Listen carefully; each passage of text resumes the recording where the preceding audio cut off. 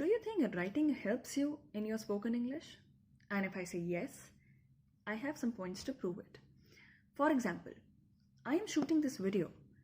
I have some points in my mind, and obviously I want to express those points to you people. Okay, so how come, in my audio presentation, writing is helping me? Obviously, writing helped me because before starting the video, I jotted down some of the important points and some of the important highlights that I wanted to express to you. That jotting down includes writing the key elements, the key important points that can be expressed later. Now, when I have to say everything and express everything and reach out to you people in the audio form of my presentation, writing becomes the base of it. So basically, writing is the pillar of whenever anybody wants to go for something audio and something in spoken English, writing becomes the base for it. Okay, anything that you want to speak, practically you will write it first, because only then can you learn and memorize, and then can you speak, right? So writing, that might be, that might have a very long and a very distant relationship with spoken English, actually forms the pillar of your spoken English. Fine. Now, to understand this more in a more better way, writing helps you reshape and reform your thought process. Okay, see, your brain is active. Your brain is active every time you get to encounter something new. It might be a new word, it might be a new article, it might be some piece of a news. So whenever you come across something new, your brain automatically starts working. Writing gives you that edge of memorizing things that later on you would want to speak. Fine. For example, if you write something today, but it is written by your own self, automatically your brain would start registering it, and subconsciously your brain will have it in your mind whenever you would want to recall it later. Okay, you can try that on your own. Like I said, I have been preparing for this video, but how do you think I have been preparing? I have not been just speaking up with myself and with random ideas. No, I have written down in my diary the important points and the ideas that I wanted to express in this video. And so what happens is, the most advantageous point is that once you write something, you don't need to see it again and again, because you've written it your own self. So you don't need to see the things again and again. And obviously I think it looks clumsy also if you're giving an audio presentation, and if you will look back into your diaries again and again, so it will not look nice. And secondly, I think the most practical example is, now this was just a YouTube example, but the more practical example is that in the formal setup, see, we all are working, and we are working, be it government or a private company or a private setup, we all are working somewhere or the other, and we have to go through and come across the presentation sort of setup everywhere. Okay, so I think even if I do not set out this example, you would already understand that anytime and anywhere when you have to give a presentation, you cannot just go onto the projector and start talking. You have to have a checklist of something that has to be spoken later, right? So anytime you have to give an audio presentation, you have to have a written note or a written article that you would want to stress upon while you speak.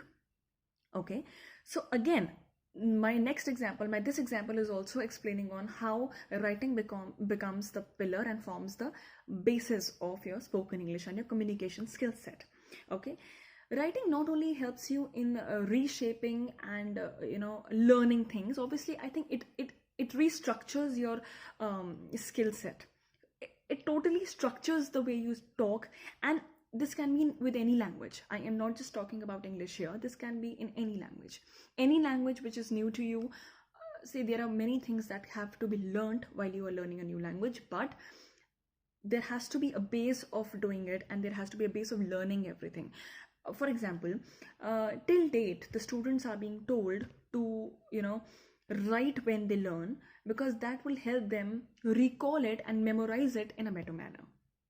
Right? I think you and I also, when we were students, I also have been practicing this all my life. Okay, so I always used to write things before I have to speak them, or for that matter learning also. I mean, writing helps in an indirect manner. It helps you to learn things and grab things more easily. Okay, and this is the way how writing benefits you, not only with your reading and your listening skills, but also with your spoken English.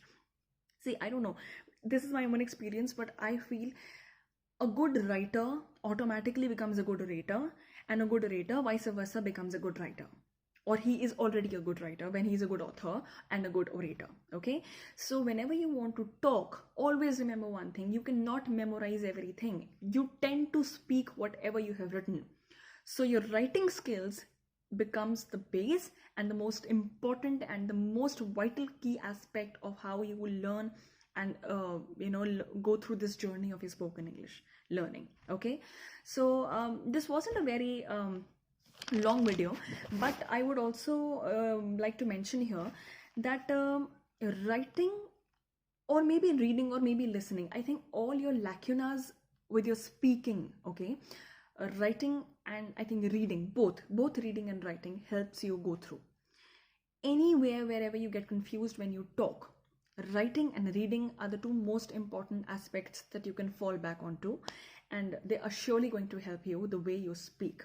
Obviously you will become more firmer, more fluent, and you will get to know how to reshape and refine the structure of your skill set.